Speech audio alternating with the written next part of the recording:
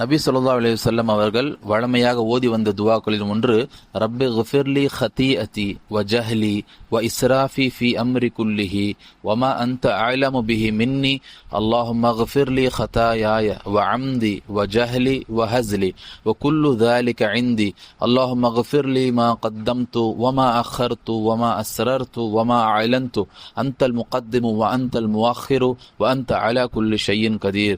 என் இறைவா, எனது தவறையும் அறியாமையையும் என் செயல்கள் அனைத்திலும் நான் வரம்பு மீறியதையும் மன்னிப்பாயாக. மேலும் என்னிடமிருந்து ஏற்பட்டதாக நீ அறிந்த அனைத்தையும் மன்னிப்பாயாக. இறைவா, எனது தவறுகளையும் வேண்டுமென்றே நான் செய்ததையும் அறியாமையால் செய்ததையும் விளையாட்டாக செய்ததையும் மன்னிப்பாயாக. இறைவா, நான் முந்தி செய்ததையும் பிந்தி செய்ததையும் ரகசியமாக செய்ததையும் வெளிப்படையாக செய்ததையும் மன்னிப்பாயாக.